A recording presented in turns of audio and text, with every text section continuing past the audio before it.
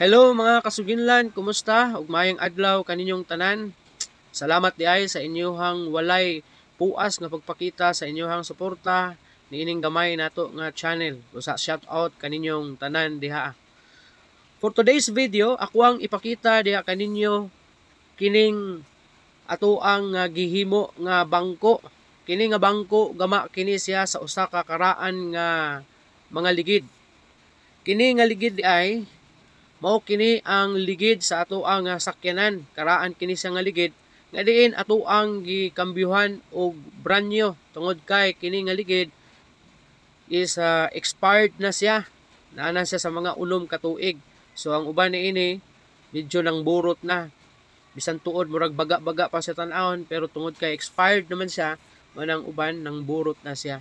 So mo na nakahuna-huna kita nga ato kining pahimuslan kining mga ligira kay para dili pod siya mahimong sayang kung ato lang kining ilabay o ipadaplin. So ang ato ang gihimo, ato kining gi-eksperimentuhan.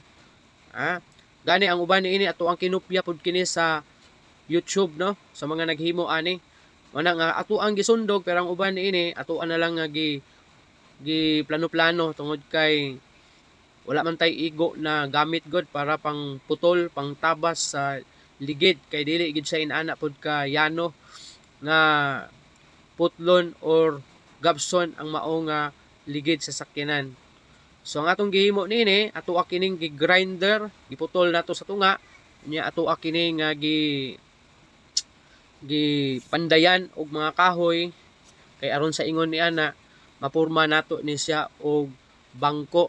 So nakahukom kita nga maghimo kita og bangko nga gama gikan pod sa ligid kay para pod ato ang mabutang sa gawas nga bahin sa ato ang gate nato para pod adunay malingkuran sa ato ang mga customer nga nagagamit sa ato ang Vendo Wi-Fi, no, para dili pod sila lisuran kung sakali man na gusto nila magpabilin kay mag Wi-Fi sila. So ato kanang gibutangan og bangko diha sa gawas ug mao ning bangko kining atong gihimo ang ato ang ibutang diha sa gawas nga portion sa ato ang gate nato para aduna sila'y malingkuran.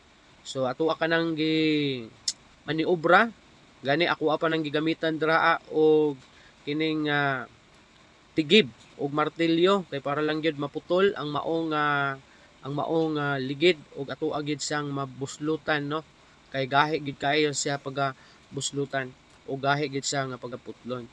So mo na ato usab kanang gibutangan og kahoy sa likod sa ubos sa tiil niya nga bahin kay para dili pod siya muyaka unya inig lingkuran na. Magsilbi na siyang pundasyon, pugong aron ang maong ligid dili siya mubika ka inig lingkuran na unya.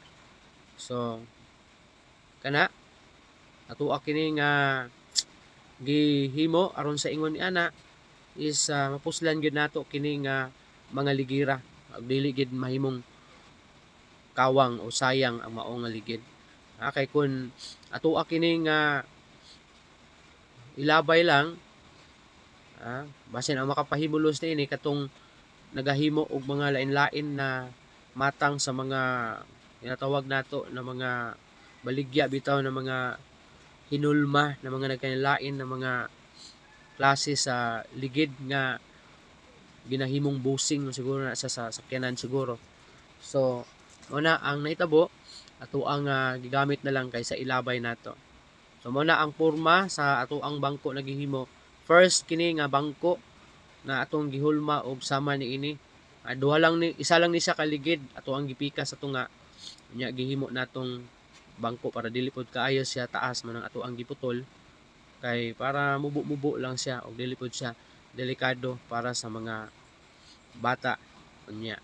So ikaduha nga ligid or ikaduha nga bangko atong gihimo kining duha na ni sa kaligid ato ang gihimong bangko kay wala naman tay ikaputol pa ani kay medyo di na kakaya ang ato ang edger, no, di na kakaya ato ang edger nga muputol ani tungod kay medyo nagka-problema ta sa atong edger paggamit nato kaganina sa pagputol ni atong ato ang unang ligid or unang bangko nga gihimo. So mao ni ato ang nahunaan nga why not nga buong ligid na lang ang ato ang himuong bangko.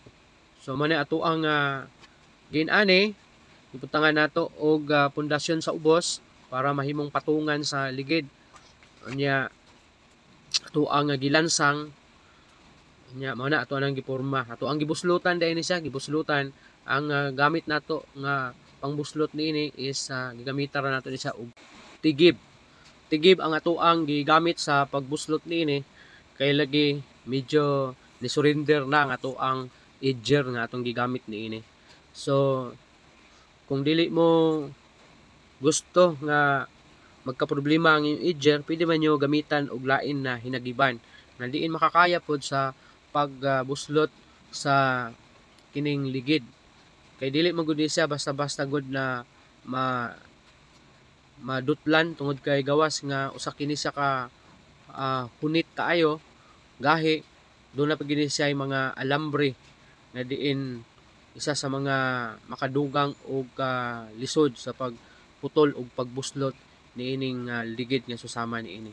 So mao na atong gihimo nga human nato mabuslote ato kining gibutang sa ato kining giplastar gihimuan nato og kining iyahang sapatos sa lakto ng pagkastorya iyahang sapatos kay para po dili siya mudagan inigdingkuran nato niya atuan na lang pud na siyang gilansang draa o gi screw bolt nato diha sa mga kahoy niya ato ang gibutangan og sandiganan kay para pod nga maporma nato siya og bangko. So man nato siya mapatindog ato kining gisalugan para malingkuran siya o gibutangan nato og siding pod ang iyahang ang iyahang sandiganan pod kay para pod nga dili pod siya pangit nga lingkuran. Pwede pod ta makasandig-sandig. Medyo habog gid siya kung ato ang hunahunaon. Habog kini nga bangko. Pero okay ra ni siya kung dagko ang bang lingkod niini. Kay ang mga bata nini sama ni akong mga bata maglisod og lingkod niini kay habog para sa ilaha. So finally na porma na gyud ang ato ang bangko no. Nahuman na gyud siya og pwede na gyud nato siya nga lingkuran. So mao na siya ang porma sa ato ang bangko nga gihimo.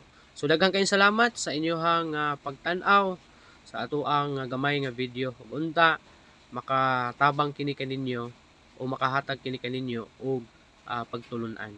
Daghang salamat ug God bless kaninyong tanan. Bye.